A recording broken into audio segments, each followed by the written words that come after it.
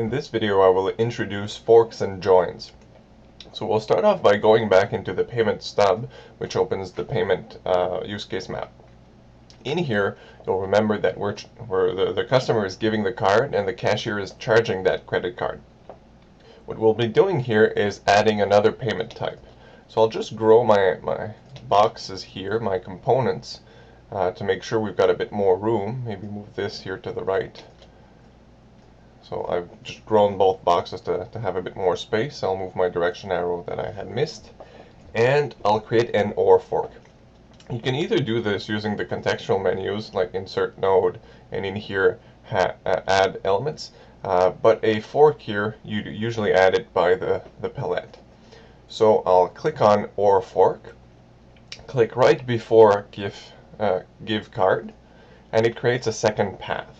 Now you'll notice that this second path ends with the endpoint here, is forking the path. What we'll do is we'll reuse this, and let's say we'll put it to the right here, and we'll bring it back and join it before printing the receipts. So we'll add it here. We can either drag and drop on the path, and it now creates a join, an OR join, and I can undo that. Or you can create OR join here and simply drag the start point onto the end point, and you've now created the same kind of join. I'll create a new responsibility in here called give cash. So if I choose responsibility, which is at the top here, click on that empty point, give cash, and I've got the option here to reuse give card, but we want to have another option. So I'll use give cash, press escape, and maybe I'll just add a few direction arrows just to make it clear where we're going. So I'll move that there, maybe put a direction arrow here as well. So we've got one of two options. I'll just move my things around to make it a lot nicer. So we've got a fork here that gives us option 1, give cash and pay by cash. So that just brings us directly to being ready to print the receipt. Or we can give the card, and we need to charge that card on the terminal, and we can later then print the receipt. Now at this point we need to define, or maybe this is simple enough to just explain what's going on, but since we want to be creating a scenario that will show this to us, we'll be creating conditions on these two node connections. So I'll just double click on this node connection here, and it's branch number 2, and I'll create a variable. So I'll click on create new variable, and I'll create a Boolean variable and say is cash, let's say. So if I click next, I'm presented with a list of existing scenarios, and I can give that scenario an initialization. So we'll say by default the normal scenario does not pay by cash. So the false will be the initial value because we're paying by credit card in the normal scenario. So I'll just finish that, and now I'm back into the code editor. I'll just replace this true, and this is a pseudocode expression. So I can say is cash, that's a Boolean, or I can say double equals false, or double equals true, or I can say not is cash using a Java-like syntax. I'll just leave it as is cash because that's the path that we're going down, and I'll give it a label. We want something on the map to show that to us, so just maybe cash will be simple enough.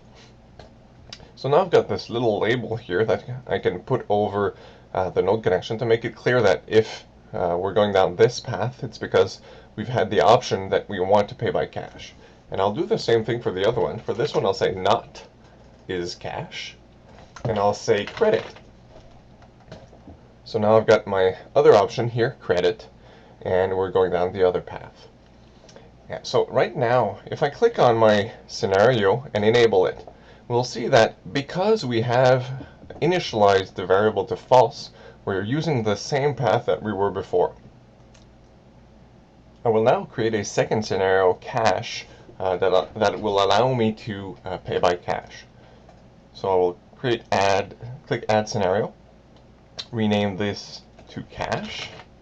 Now I've got my two scenarios, and I need to add a start point So I'll do the same thing, add start point. I'll choose the same top level store. And in here, I can open it. I see it's there. I can click on initialize variables and choose my is cache. And in here, choose true instead of false.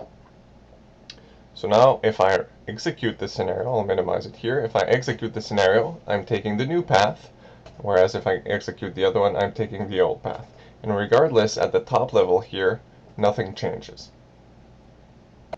I will now show you how concurrency works inside jUCMNav in the use case map notation. First, I'll start off by stopping the scenario here, drilling down into the payment map, and I'll notice that I've got print receipt and print bracelet in here. To add concurrency, you need to add an AND fork and an AND join. And here we're doing this because we can print the receipt and the bracelet at the same time. It doesn't matter, but when both are printed, then the customer will be able to continue on and wear that bracelet. So I'll click on AND fork here in the palette, and I'll click on the node connection here. It creates a fork. And I'll click on AND join in the palette, and it will create a join. Now I want concurrency to wrap around these two paths, and I'll just merge the start point and end point here by drag and drop, moving one onto the other. And right now I've got my two different path segments, but I've got concurrency, but nothing happens on one of the concurrent segments. So I'll move the print bracelet here to the other segment. So I can do copy paste or cut and paste. So here I'll just do copy paste. So Control C, Control V, and then I can delete that one. And I'll just move this one, the print receipt, a bit lower just to make it clearer, a nicer path. And I'll move the print bracelet there. Now if I enable one of my scenarios, you'll see that both segments are taken. And if you hover over it, you see it was taken once. Thanks.